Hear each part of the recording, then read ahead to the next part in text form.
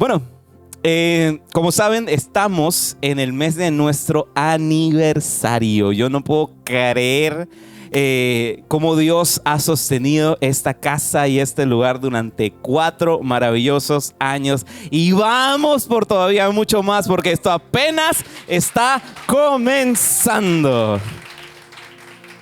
Y siempre cuando comenzamos una temporada nueva, cuando celebramos un año nuevo juntos, oro y le pido al Señor que nos dé una palabra que nos dirija durante toda esta temporada. Y la palabra que Dios nos dio para esta temporada es: aún hay más. Si lo estás viendo por todos lados, incluso también tenemos hasta merch que habíamos sacado con la palabra de este año, aún hay más, que la encontramos en Ageo capítulo 2, verso 9, que nos habla exactamente de eso, del más de Dios, que dice así: el esplendor de esta segunda casa será mayor que el de la primera, dice el Señor de los ejércitos, y en este lugar concederé la paz, afirma el Señor de los ejércitos.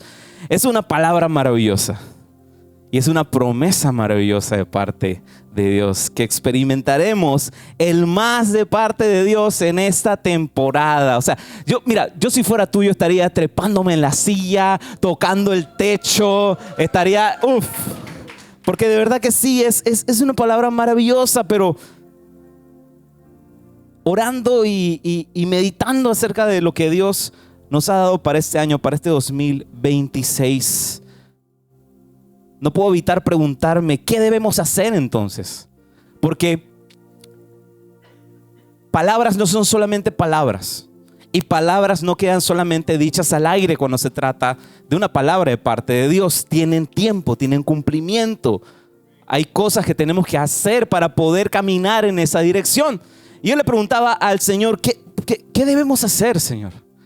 Y lo que Dios habla en mi corazón y es de lo que quiero hablarte y compartirte durante las próximas semanas. Dios fue muy claro en decirme lo siguiente, y es esta frase que anoté: aún hay más, por eso hay que estar listos. Aún hay más, por eso hay que estar listos. Aún hay más es una promesa, pero también para poder vivir esa promesa hecha realidad, tenemos que poner de nuestra parte. Tenemos que prepararnos para poder recibir lo que Dios está a punto de hacer en esta casa, en tu vida, en tu familia, en tu círculo, en tu mundo. Y cuando meditaba acerca de esto, no sé por qué, pero de una vez lo primero que me vino a la cabeza eran los scouts. No sé por qué, pero fue curioso, y cuando entonces empecé a investigar un poquito acerca de esto, los scouts. No sé si me puedes poner la siguiente imagen. Ese es como el símbolo de... No, la imagen que sale como una medallita. Esta misma que está aquí. Exactamente. Ese es un símbolo que es típico de la brigada Scout. Y aquí abajito tiene algo escrito. Dice, en inglés dice be prepared, que significa siempre listos o estar preparado para todo, siempre listos. Eso tiene un significado profundo, lo que tiene como símbolo los scouts, el lema scout de siempre estar listos, o en inglés be prepared. Quiero leerte un poquito acerca de esta historia. Proviene de Robert Baden-Powell, que es el fundador del movimiento Scout. Lo fundó en el año 1907. Bien atrás, 1907. Quien lo adoptó para fomentar la preparación física, mental, para el servicio. ¿Qué te contó esas dos palabras? Preparación y servicio. La frase alude a las iniciales del propio fundador, la B y la P, de Baden-Powell, que es be prepared, y se basa en esta idea de estar listos para enfrentar desafíos, para ayudar a los demás, para estar siempre listos. Y de eso es lo que quiero hablarte esta mañana, porque hay una realidad. Asimismo, como un scout tiene que estar preparado para cualquier cosa que pueda venir por delante. Ahí yo estuve leyendo, o sea, les quería compartir mucho más acerca de eso, pero si no, este mensaje iba a durar de aquí hasta las 3 de la tarde. Yo respeto mucho su tiempo, así que vamos a ir viéndolo de poquito a poco. Pero todos necesitamos estar listos en esta vida. Es algo que no podemos evitar, especialmente en el mundo que vivimos hoy en día. Un mundo donde en las noticias vemos hambre, guerras, enfermedades, incluso nuevos retos que están ocurriendo en la actualidad. El alza de todas estas nuevas tecnologías, la inteligencia artificial y demás, de que ya esto ya se está volviendo Skynet. Hay una cosa, chuleta, los que no son de los 90 no van a saber nada de lo que acabo de mencionar. Skynet, Terminator, bueno, no importa. Tienen tarea para el fin de semana, bueno. Dije que este pastor que en vez de ponernos a leer Biblia nos está mandando a ver Terminator. Bueno, no importa. Estamos viviendo en un tiempo que nadie había experimentado. Estamos viviendo en lo que pudiésemos considerar como los últimos tiempos. Y ya me dirás, oh pastor, pero todo eso suena así como de apocalipsis, así como de documental de Discovery Channel, no sé, las predicciones de Nostradamus y que se va a partir en dos la tierra y el calendario maya, bla, bla, bla, bla, bla, así. Yo también crecí con eso en Discovery Channel, pero bueno. Hay una respuesta bíblica en todo esto y es lo que quiero hablarte durante las siguientes semanas, porque la pregunta de si estamos viviendo en los últimos tiempos, la Biblia nos lo responde de manera directa y es que sí estamos viviendo en los últimos tiempos.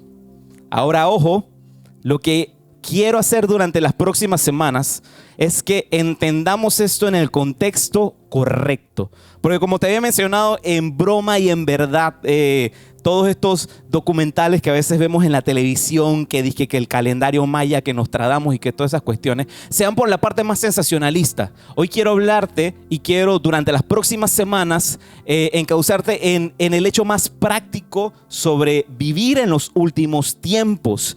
Porque como te decía, la respuesta bíblica es sí. Y es que desde que Jesús ascendió a los cielos, después de haber resucitado y haber pasado tiempo con sus discípulos, desde ese momento que Jesús ascendió a los cielos, desde allí comenzó a correr el tiempo. Desde allí iniciaron los últimos tiempos. Desde aquel momento, cada generación que ha vivido en la faz de la tierra está viviendo los últimos tiempos. Estamos en los últimos tiempos.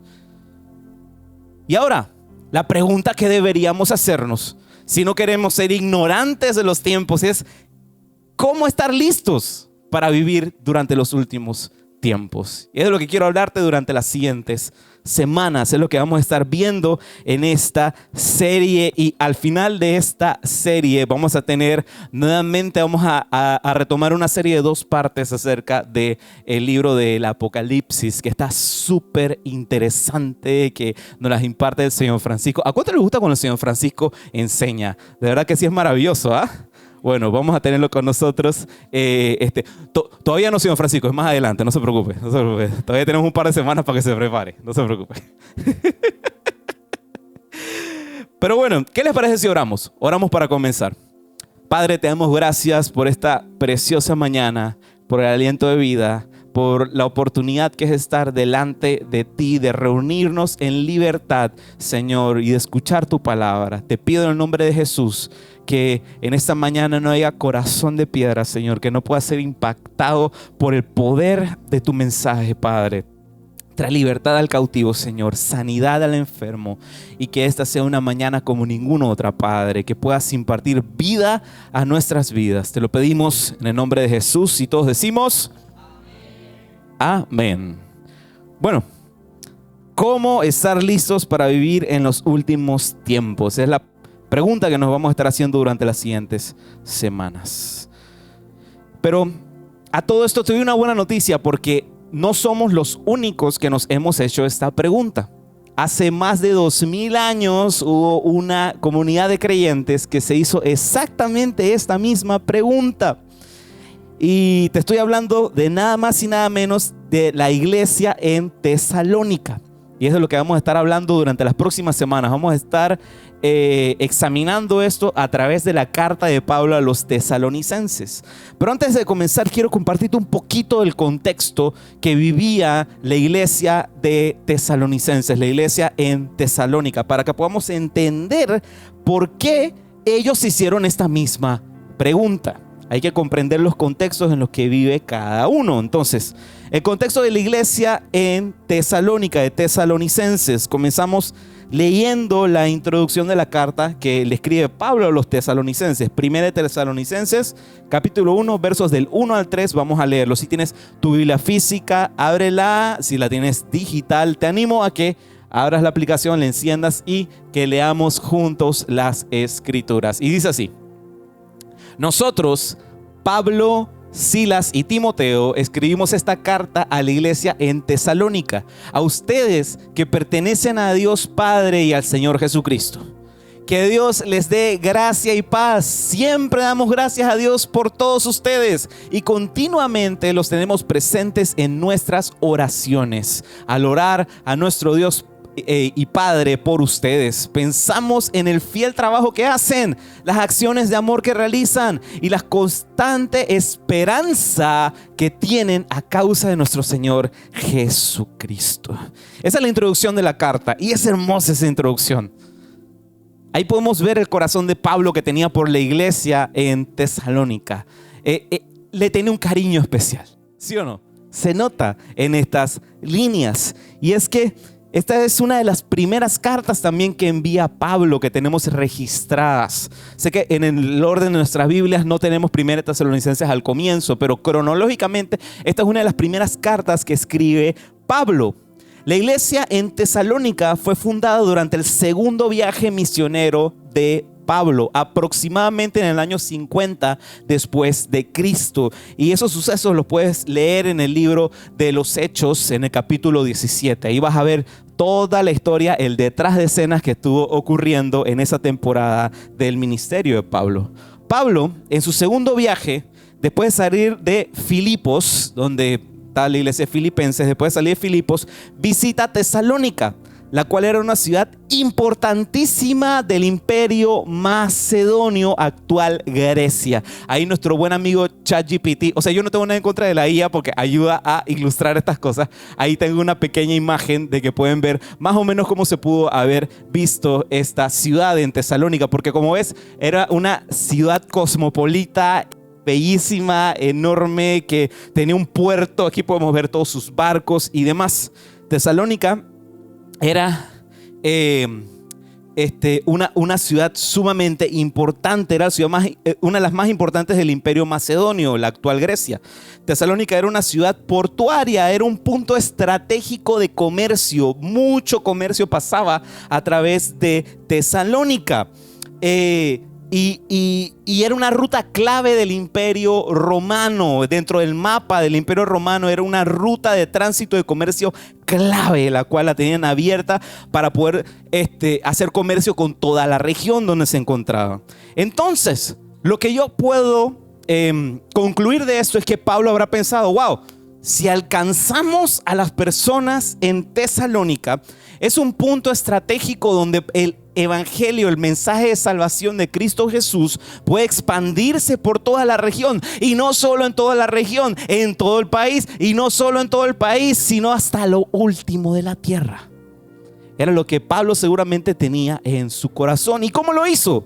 Bueno, el ministerio de Pablo en Tesalónica, en el libro de los Hechos, podemos ver eso un poquito más relatado. Pablo llega a Tesalónica y predica en 3 ocasiones en específico durante 3 semanas.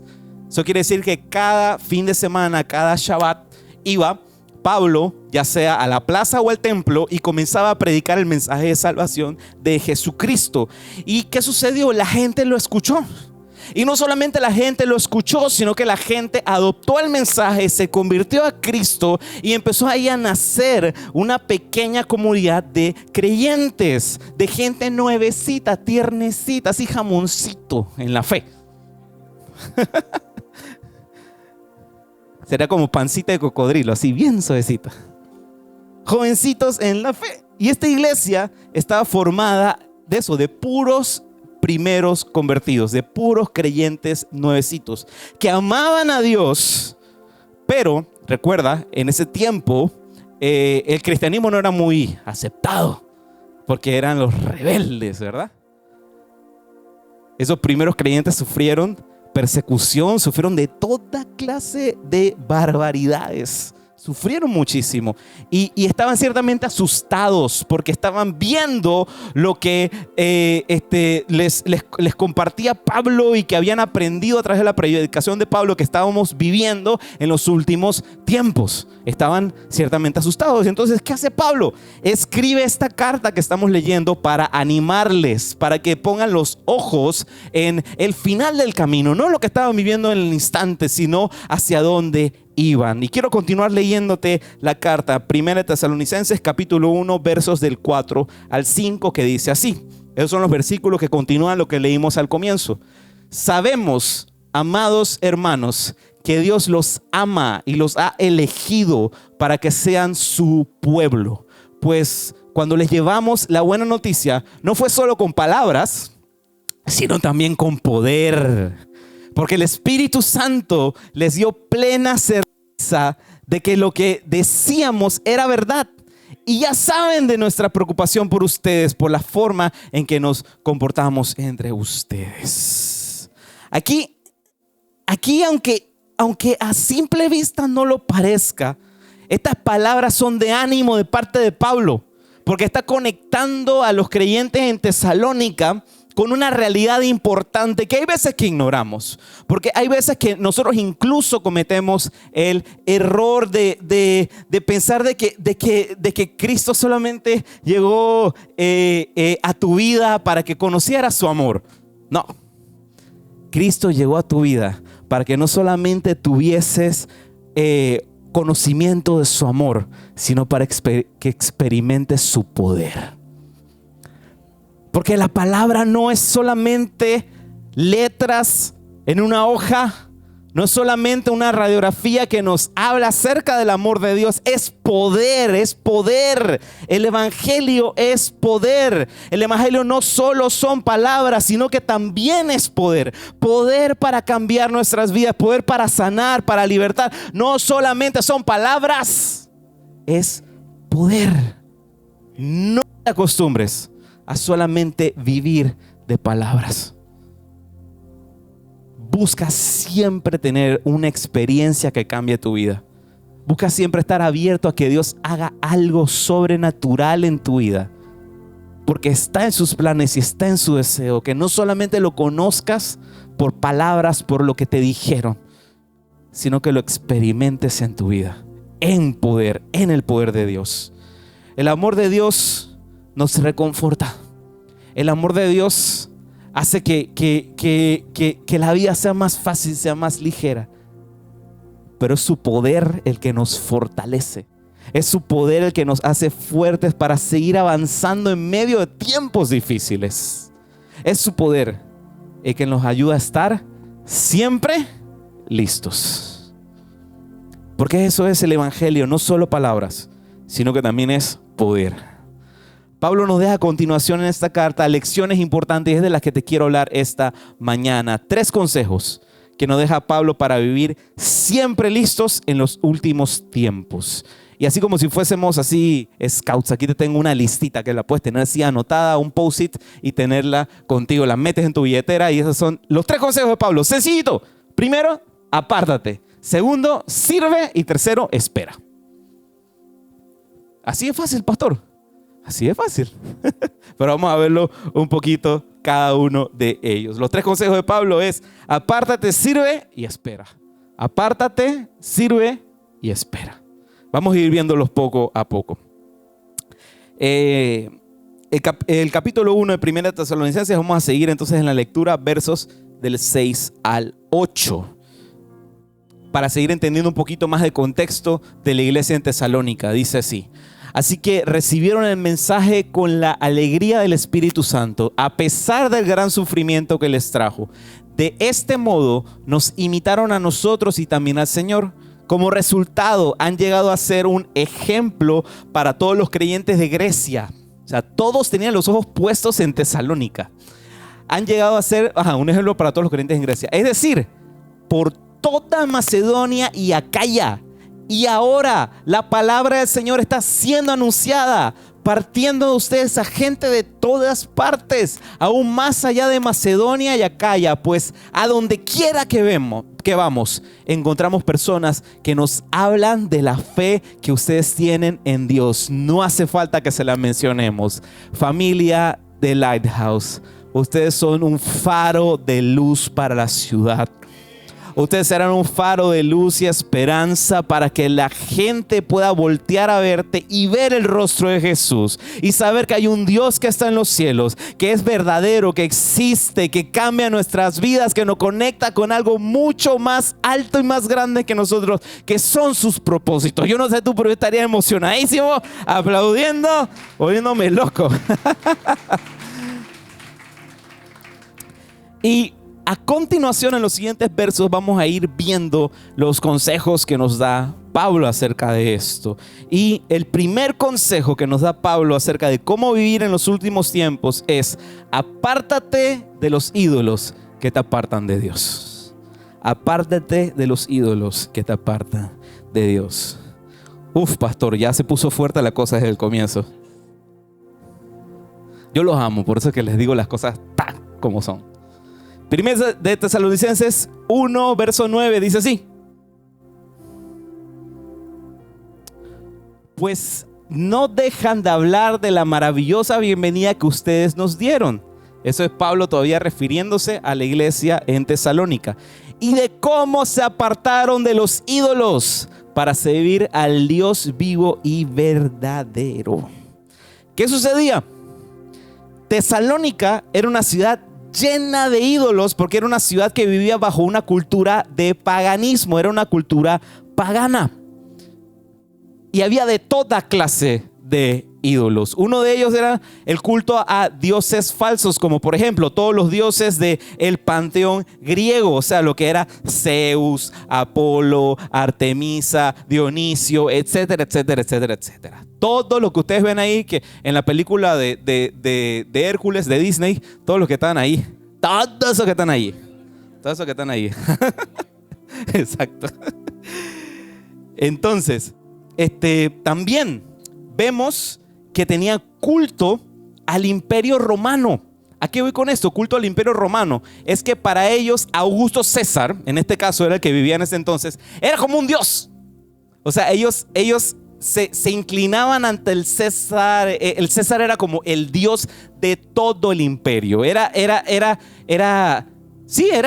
un ídolo. Era el ídolo, era el dios de todo el imperio. Ya van esos dos, pero ahí había un tercero todavía, que tenían culto a figuras talladas. ¿Qué es lo que ellos hacían? En casas tenían a veces pequeños altares, donde tenían algunas figuritas, que era, qué sé yo, una figura así como en forma de caballo, o de repente de la diosa Artemisa, y las tenían puestos en lugares en su casa. Y eran de creer que a razón de tener esas figuras en su casa, ese era como, digamos, como el tótem, como el protector de su hogar. Aquello que si lo tenías en tu casa te iba a traer buena fortuna, te iba a traer salud, te iba a traer hijos, te iba a traer bienestar, paz, tranquilidad. Qué diferencia en los tiempos de hoy, ¿verdad? Tienen a veces el ojito ese azul ahí puesto arriba de la puerta. Le estoy diciendo la verdad. Le estoy diciendo la verdad. ¿Cómo pasó esto? Los tesalonicenses fueron confrontados. A través del mensaje de Pablo fueron confrontados.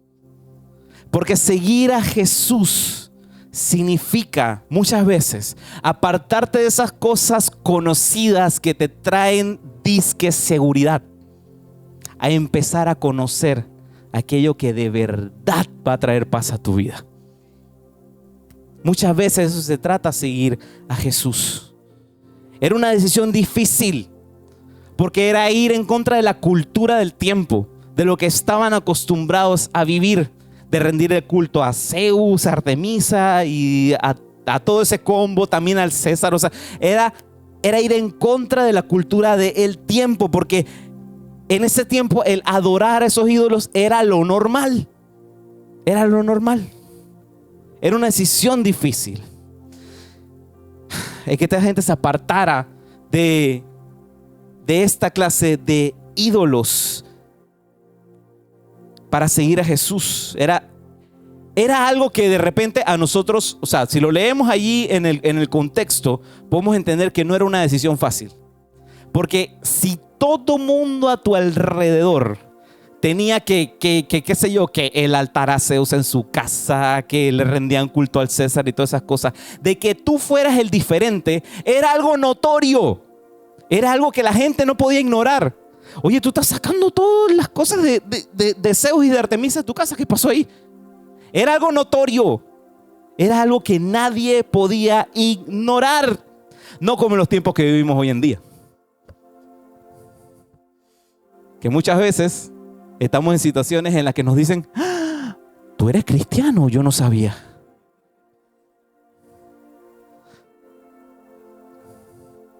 Porque tenemos a varios que son así, agentes secretos, como dice nuestro querido profesor Sergio. Agentes secretos ahí metidos de que nadie sabe que son cristianos. Bueno, en ese tiempo era algo evidente. Si habías tomado esa decisión, se notaba. Y podía ser una decisión peligrosa. Ahora, ¿cómo se aplica esto a nosotros? Te tengo una buena noticia. Por lo menos en este tiempo, la gente no está adorando a Zeus y esas cosas. Hoy vivimos en un tiempo un poquito diferente. Pero ¿qué pasa? Hoy en día sí tenemos ídolos que muchas veces no son tan evidentes. Porque, y si quieres anota esta frase porque sé que te va a ayudar. Un ídolo es cualquier cosa que ponemos en el lugar que le pertenece a Dios. Un ídolo es cualquier cosa que ponemos en el lugar que le pertenece a Dios. Porque sabes, todos batallamos con idolatría. Todos batallamos con idolatría. Todos tenemos ídolos. Porque ídolos no son solamente lo que típicamente asumimos como ídolos. Te quiero contar una pequeña historia que pasó en estas semanas. Mi esposa y yo somos muy amigos del ministerio de la iglesia de los pastores speaker de Más Vida. Y ellos están ya próximos a una conferencia que van a tener, que el título de la conferencia es Padre Nuestro. Y en conmemoración de la conferencia van a lanzar un disco. Y en la portada del disco, ellos decidieron hacer algo que de verdad a mí cuando yo lo vi en internet me pareció hermosísimo. Porque uno de sus diseñadores hizo toda una ilustración de un vitral en el que se muestra toda la representación de lo que es la oración del Padre Nuestro, la que vemos en nuestra Biblia en Mateo. Y el estilo en el que se dibujó y el que se hizo todo, después se le entregó a un artesano que literal lo hizo un vitral. O sea, trabajó el vidrio y todo eso para hacer un vitral hermosísimo. Le toman foto y esa es la portada del disco. ¿Para qué fue eso? Se llenaron las redes sociales de opiniones, de comentarios y de toda clase de cosas. Ay, pastor, pero eso es idolatría. ¿Cómo va a poner ahí un dibujo de Jesús? Eso es idolatría. Es arte. Es arte. Ojalá tuviésemos más arte cristiano. Ojalá tuviésemos más personas que produzcan belleza para embellecer a la iglesia, para apuntar a todos a que sigan a Cristo Jesús. Porque como te digo, ídolo es cualquier cosa que ponemos en el lugar que le pertenece a Dios. No solamente las cosas evidentes. Mira, te la pongo más fácil. Y aquí te tengo la segunda frase que pudiera ser similar a esta. Un ídolo es cualquier cosa que crees que hará lo que solo Dios puede hacer. Un ídolo es cualquier cosa que crees que hará lo que solamente Dios puede hacer. Hay personas que para ellos ídolo es el éxito. Ídolo es el éxito. El renombre, las promociones, el ascenso en el trabajo, el tener la super mega empresa, el construir tu marca personal. El ser alguien de valor, un hombre de valor, una mujer de valor. El producir y producir y producir. Ojo, no estoy diciendo que el trabajo sea malo, que ser dedicado sea malo. No estoy diciendo eso. Eso es importantísimo. Siempre debemos ser ejemplo de inspirar a la gente a hacer las cosas con excelencia, porque el cristiano es excelente. Pero el que el éxito sea tu ídolo es algo peligroso, porque vas a empezar a pensar que tu valor está solamente basado en las cosas que haces. Y el día de mañana, cuando no estés haciendo lo que estás haciendo, vas a pensar que no tienes valor. O incluso cuando consigues ese puesto, esa promoción, esa posición, rápidamente te olvidas ya ni horas. Porque estuviste orando, llorando, llorando para que Dios te diera eso, y ya que te lo dio, chao, te conocí. Hay veces que ídolo para nosotros es el placer, la comodidad o el dinero. En Estados Unidos se sufre de ese síndrome del sueño americano, que pensamos de que como yo trabajé toda mi vida, yo me merezco un buen descansito, una casa buena y grande, hermosa, un carro nuevo, bienes materiales, una casita en el campo, no, una casota en el campo, y disfrutar de todo eso porque me lo merezco. Ojo, no estoy diciendo que el disfrutar de la vida sea malo, pero ¿qué sucede? Y esto lo he visto en ejemplo vez tras vez. Personas que, yo le estoy orando a Dios por un carro así para llevarme a toda la familia a pasear. O yo estoy orándole a Dios para una casa allá en Cerro Azul o en la playa para poder llevarme a todo mundo y pasarla y divertirme y estar allí relajado. ¿Y qué pasa? Dios responde la oración, te da lo que tanto anhelabas y lo que tanto pedías, y ¡fuap! Ya no los vuelves a ver. Esa casita ya se vuelve tu Dios. Se vuelve tu iglesia ya mínimo. Ya no lo vuelves a ver ningún. Y uno le pregunta, oye, pero hace rato que no tenemos acá la iglesia. No, pastor, es que lo que pasa es que tengo la casa allá, que la tengo que atender, que tengo que ir para allá y eso. Y como dice cariñosamente mi esposa, ya nada más tú los ves como recibo de luz una vez al mes. A veces placer, comodidad y dinero se vuelve nuestro Dios, nuestro ídolo.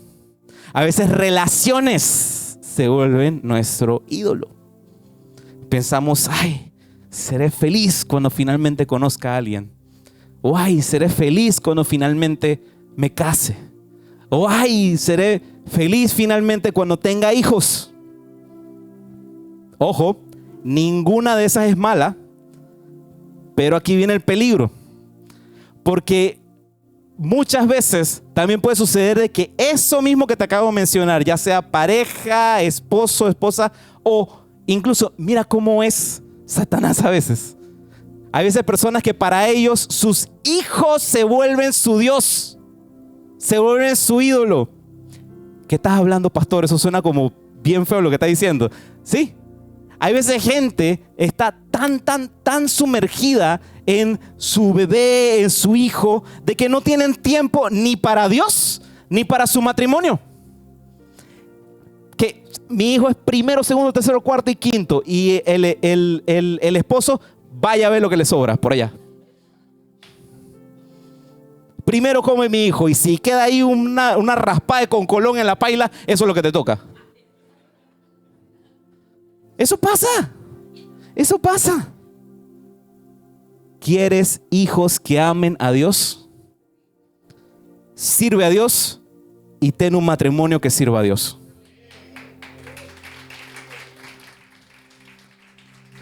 Tan sencillo como eso.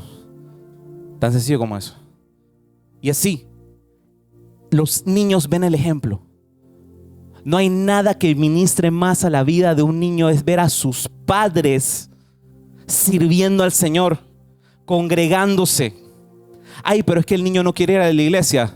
no tiene ganas de ir a la iglesia. No hay problema, tráigalo sin ganas.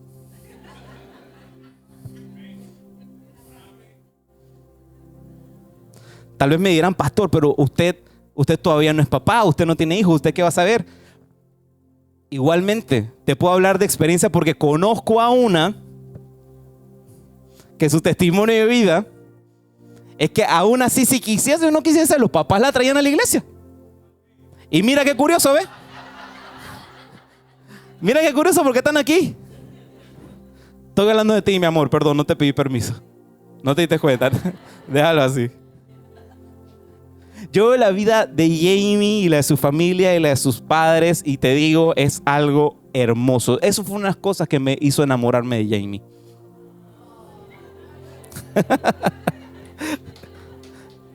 Te amo.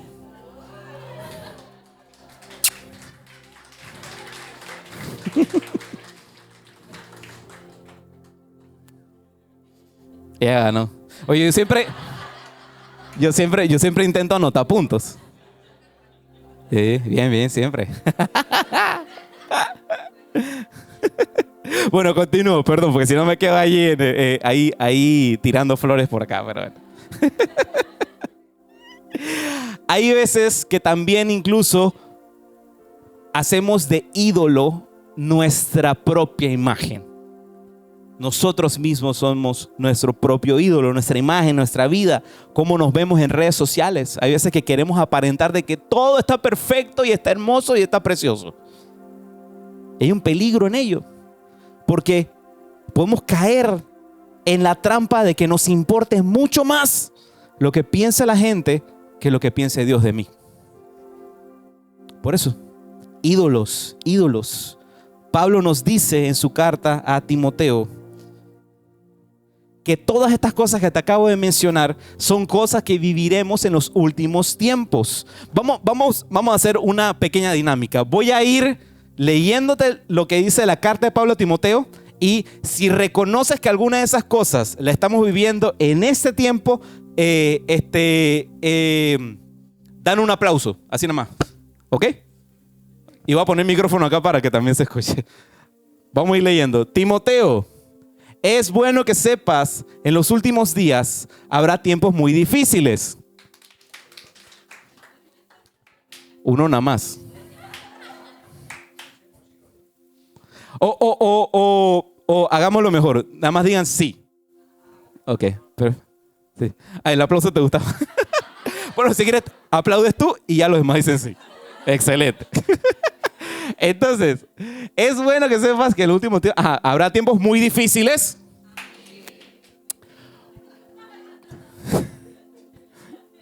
No se preocupen, todo va a salir bien. La gente solo tendrá amor por sí misma y por su dinero. ¿Serán fanfarrones y orgullosos? ¿Se burlarán de Dios? ¿Serán desobedientes a sus padres y malagradecidos? No me dejaron terminar. ¿No considerarán nada sagrado? ¿No amarán ni perdonarán? ¿Calumniarán a otros y no tendrán control propio? ¿Serán crueles y odiarán lo que es bueno? Bueno, yo creo que ya todo está anotado, ¿verdad? Y es que es evidente. Vivimos en los últimos tiempos. Y el estar siempre listo en los últimos días que vivimos requerirá de nuestra parte decisiones claras. Decisiones claras. El apartarnos de lo que el espíritu de este mundo nos está encauzando a seguir adelante y entregarnos totalmente a Cristo Jesús.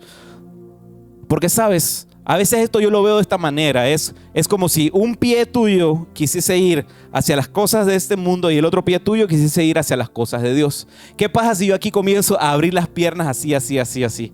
No va a pasar nada porque yo no puedo hacer el split.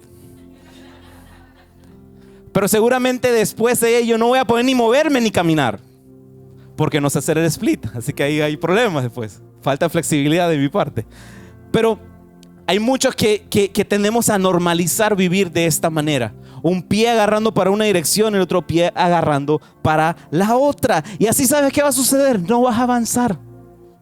vas a seguir dando vueltas en la misma situación vez tras vez tras vez. ¿Por qué cosas no avanzan en mi vida, pastor? Exactamente por eso, porque estás yendo en dos direcciones. No te has decidido por una dirección clara para tu vida. Así que primer consejo, apártate de los ídolos de este mundo. Y el segundo consejo, sirve a Dios, no a ídolos muertos y engañosos. Seguimos en el mismo verso. Mira lo que dice en el verso 9 del capítulo 1 de Primera de Tesalonicenses. Pues no dejan de hablar de la maravillosa bienvenida que ustedes nos dan y de cómo se apartaron de los ídolos para servir al Dios vivo y verdadero. Pablo no solamente nos anima a apartarnos, sino que también apartarnos y servir al Dios vivo y verdadero. ¿Por qué vivo? Porque él es tan intencional de colocar ahí la palabra vivo. Porque un ídolo no está vivo. Un ídolo está muerto. Un ídolo no responde. Un ídolo no te escucha. Un ídolo no te promete nada. Absolutamente nada. Pide todo de ti, pero no te da nada. Es engañoso un ídolo también. No es verdad. Promete libertad, felicidad y paz, pero solo encontrarás esclavitud. Dios está vivo y es verdadero. Servimos a un Dios que está vivo. Servimos a un Dios que escucha, que responde, que actúa, que consuela, que se mueve en medio de las situaciones que estás viviendo y que estás atravesando. Tu Dios no está muerto, tu Dios está vivo. Pastor, eso suena muy lindo, muy bello, pero yo también quisiera servir a Dios entonces, así como usted me lo está planteando. Yo también quisiera servir a Dios porque eso suena hermoso, pastor, lo que me acaba de proponer. Bueno, excelente, te tengo esta frase. Entonces, apartarnos para Dios es una decisión de un solo día, pero servir a Dios es una decisión de todos los días. Servir a Dios no es algo de un momento, es algo de todos los días. Esa palabra que vemos en el griego original, porque la carta de Pablo a los tesalonicenses está escrita en griego, es la palabra douleo. La palabra douleo, que significa servir en griego, douleo. ¿Y qué es ese servir que significa esta palabra? Douleo es servir con lealtad completa, poniendo tu voluntad por debajo de la voluntad del que le sirves. En otras palabras, el servicio del que está hablando Pablo, la manera más cercana que lo podemos comparar a nuestro lenguaje actual, es ser un esclavo. Ya no es tu voluntad, es de la que está por encima de ti. Servir a Jesús es ser esclavo de Cristo. Servir a Jesús, ¿sabes qué es? Es no ser más simplemente un dominguero. Solamente el único día que tengo para Dios en mi semana es el domingo, porque el domingo es el día para ir a la iglesia. ¿Y el resto de la semana dónde quedó Dios? Es una decisión diaria. No es querer que Dios forme parte de tu agenda. Es que tu agenda sea la agenda de Dios. Es una manera totalmente radical de ver al revés tu vida.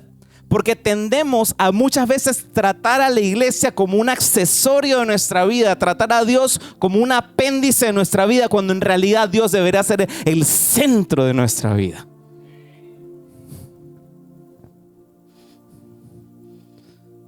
Porque existimos para servirle. Él no existe para servirnos a nosotros. Existimos para servir, no para que Él nos sirva. Estar siempre listos es entender que el tiempo para servir a Dios no es mañana, ni pasado mañana, ni el otro mes, ni el otro año. El tiempo para servir a Dios es hoy, es ahora. Este es el momento, no en un año, no cuando todo sea perfecto, no cuando todo vaya bien en tu vida, no después de casarte y después de tener 4 hijos. El tiempo para servir a Dios es hoy, es ahora. Servir a Dios es servir a Dios como estás, donde estás y con lo que tienes. Amén. Y ahora, Aquí no tengo esto anotado, pero lo añado. Porque muchas veces pensamos de que, bueno, pero es que, pastor, yo no tengo tiempo para estar viniendo los domingos a las 8 de la mañana, porque sí, los domingos estamos aquí todo el equipo de las 8 de la mañana. Hola. Pero específicamente servir a Dios no es solamente en la casa de Dios. Es en tu trabajo, es con tu familia, es en tu círculo de amistades. Es ser representante de Jesús ahí donde estás.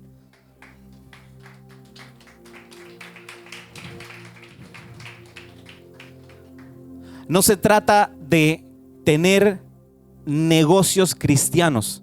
Se trata de ser un cristiano que tiene un negocio. Es algo totalmente diferente. ¿Te das cuenta? No es porque si no estás con un micrófono predicando quiere decir que no estás sirviendo al Señor. Sírvelo en el sitio donde estás, en la temporada en la que te encuentras, pero sírvele. Involúcralo en lo que estás haciendo y que sea el centro de lo que haces. Seguimos en el tercer y último consejo. Ya estoy casi terminando. Y es el tercer consejo que nos habla acerca de la espera. Espera activamente, preparándote para su regreso. Seguimos leyendo el verso 9 y 10, que dice así: pues no dejan de hablar de la maravillosa bienvenida que ustedes nos dieron y de cómo se apartaron de los ídolos para servir al Dios vivo y verdadero. Y aquí viene lo otro. También comentan cómo ustedes esperan con ansias la venida desde el cielo del Hijo de Dios, Jesús, a quien Dios levantó de los muertos. Él es quien nos rescató de los horrores del juicio venidero. Ya vimos los tres consejos: apártate, sirve y espera. Pero ¿cuál es esa espera que nos habla Pablo en estas líneas? Quiero que te traslades a esa época, porque estamos hablando el año 50 después de Cristo. 50 después de Cristo. O sea, había pasado una temporada súper cerquita de la partida de Jesús. O sea, todavía había gente en la tierra que había visto con sus ojos a Jesús. Y nos dicen estas líneas de que ellos estaban esperando con ansias su venida. Y estas líneas nos siguen animando al hecho de que esperar la venida de Cristo no es algo de que suena como un cliché o algo para colocar en una camiseta y que ponerte acá atrás que diga que Él viene. No, es una espera activa. Es no quedarnos con los brazos cruzados sin hacer nada, perdiendo el tiempo. Mira lo que significa la palabra espera.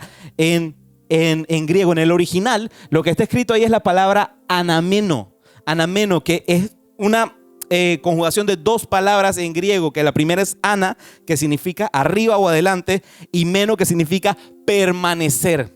En otras palabras, la espera que nos está hablando Pablo es esperar activamente y con expectativa de lo que viene más adelante. No es simplemente a ver si sucederá. Es una espera que tiene promesa. Es una espera que nos dice de que va a pasar, va a pasar. Así que espera. Pero no esperes ahí nada más de brazos cruzados. Prepárate para su venida. Prepárate para su regreso. Y anota esta frase, y es la siguiente: nuestra espera no es vacía. Nuestra espera está basada en una promesa que tiene cumplimiento. Porque cuando su palabra dice de que Él vendrá por su iglesia, Él vendrá por su iglesia. Él vendrá por su iglesia. Él vendrá por su iglesia.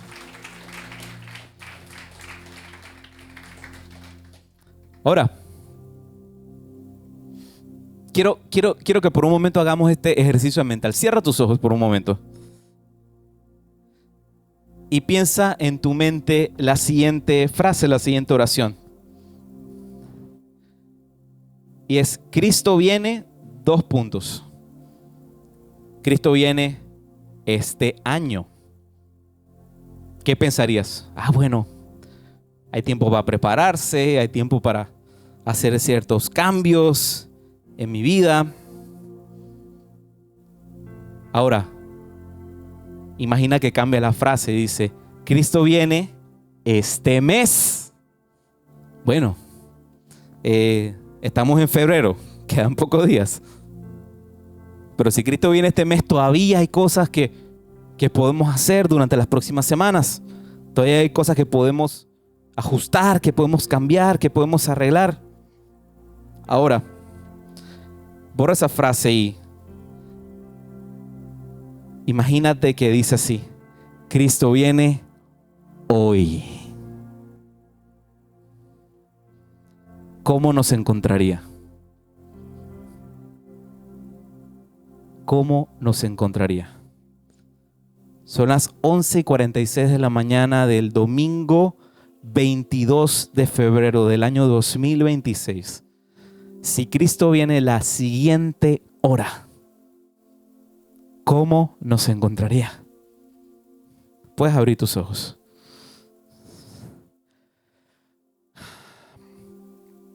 ¿Estarías listo o no estarías listo? ¿Estarías lista o no estarías lista? Si en la siguiente hora suena la final trompeta, ¿estarías listo o no estarías listo? Quiero hacerte 4 preguntas que te las quiero dejar de tarea para que analicemos nuestro corazón. Porque, ¿sabes? Es hermoso y bello cada vez de que nos dan palabra y que nos animan y que nos envían. Pero hay muchas veces que no estamos acostumbrados a que Dios examine nuestro corazón. Y es una de las primeras cosas que deberíamos estar dispuestos a que Él haga en nuestra vida. Porque sabes que solamente en Él somos perfecta y completamente conocidos, pero también perfecta y completamente amados. Y si Él te está animando a que te hagas estas preguntas, es porque te ama y porque quiere que experimentes el más de parte de Él en esta temporada. Y las 3 preguntas son las siguientes. Número 1, ¿he perdonado a quienes me hicieron daño? Una de las cosas que más nos cuesta muchas veces es perdonar. Diría que es una de las principales, porque pedir perdón, perdóname, no fue mi intención. A veces lo decimos hasta a la ligera. Pero el que en tu corazón decías liberar, soltar y perdonar a alguien, es algo que muchas veces cuesta. Si Cristo viniese hoy, ¿has perdonado ya a aquellos que te hicieron daño? Número 2, ¿he compartido mi fe con quienes necesitan a Jesús? Si Cristo viniese hoy y te hiciese esa pregunta, hey, ¿le hablaste de mí a alguien? ¿A quién? Cuéntame. ¿Qué dirías? ¿He compartido mi fe con quienes necesitan a Jesús? Tercero, ¿estoy más enfocado en este mundo que en la eternidad? Si Cristo te preguntara, o sea, ¿qué estamos avanzando? ¿Qué estamos haciendo? No, Señor, mira que ya tengo aquí la guitarra que tanto soñaba, que me compré, el carrito que yo quería. Ya tengo todo esto, Señor, todas estas cosas. Y que Jesús de repente te dijera, no, pero ¿qué has estado haciendo? ¿Qué le podemos responder? Y 4ª y última pregunta. ¿Confío solo en la gracia de Dios para salvarme? Esa es una pregunta que muchas veces no nos gusta hacernos a nosotros mismos porque tiene mucho que ver en dónde está cimentada tu fe. En esta temporada en especial, recuerdo que durante el tiempo de la pandemia veíamos muchas publicaciones y mucho compartir acerca de un término que hoy en día ya no se está usando mucho, pero era el término de lo que era deconstruir tu fe. Y muchos pasaron por procesos durante ese tiempo de pandemia de de desarmar su fe y de ver, bueno, por qué creo lo que creo y en qué es lo que creo y cuál es la razón de la que por qué creo lo que creo. Excelente, precioso. Pero el asunto es que muchas veces me he encontrado con el caso de que se quedaron allí, con el ego desarmado, sin tomar una decisión de volver a reedificar lo que en un momento examinaste. Si no estás dispuesto a volver a edificar y reacomodar aquello que examinaste, no estabas desconstruyendo tu fe, estabas destruyéndola. Y si era una fe que era capaz de ser destruida, quiere decir que nunca fue una fe lo suficientemente sólida para permanecer en el tiempo. ¿A qué voy con esto? Tienes hoy la oportunidad de tomar una decisión que puede cambiar este momento hacia la eternidad. Y es que te cuestiones en qué estás colocando tu fe. ¿En tradición? ¿En lo que alguien te habló? ¿En lo que algún libro leíste? ¿O en la persona de Jesús que nunca cambia? ¿En qué estoy colocando mi fe? Porque tu fe solamente será tan fuerte como el sitio donde la colocas. Más que el sitio. Tu fe será tan fuerte como la persona en la que se la confías. Y ese, sin lugar a dudas, es Cristo Jesús.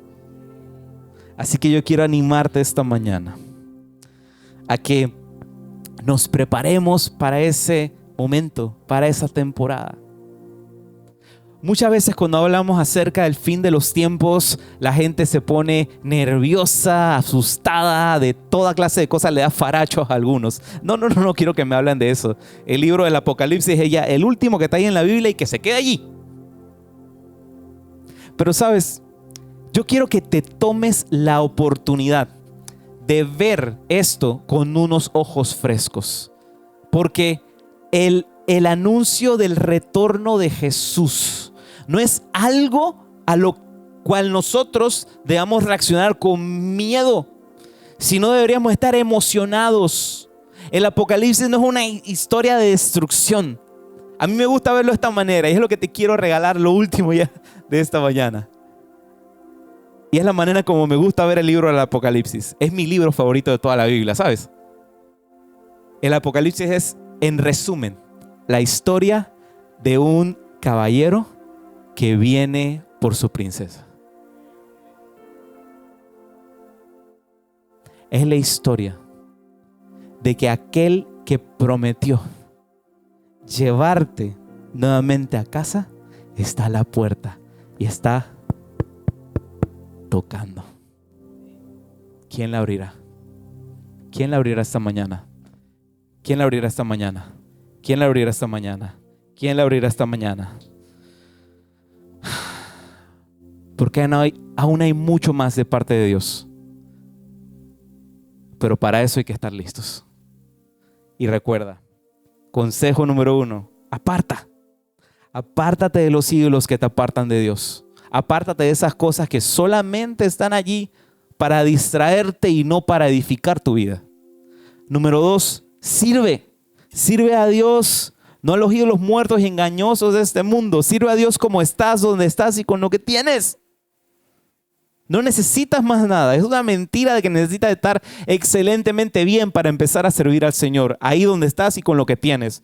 Incluso aquí en la iglesia, aquí en Lighthouse, le abrimos la puerta a todo el que quiera ser parte del equipo de voluntarios. Y durante los siguientes meses vamos a tener ahí también iniciativas para que todos los que quieran formar parte sean bienvenidos. Y número 3, espera.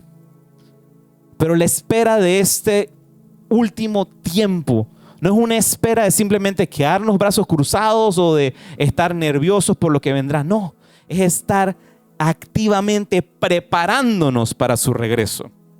Porque yo no sé tú, pero cuando suene la última trompeta, yo quiero estar listo para entrar por aquellas puertas. Listos para ver cara a cara a mi Salvador. Para poder compartir el resto de la eternidad con Él.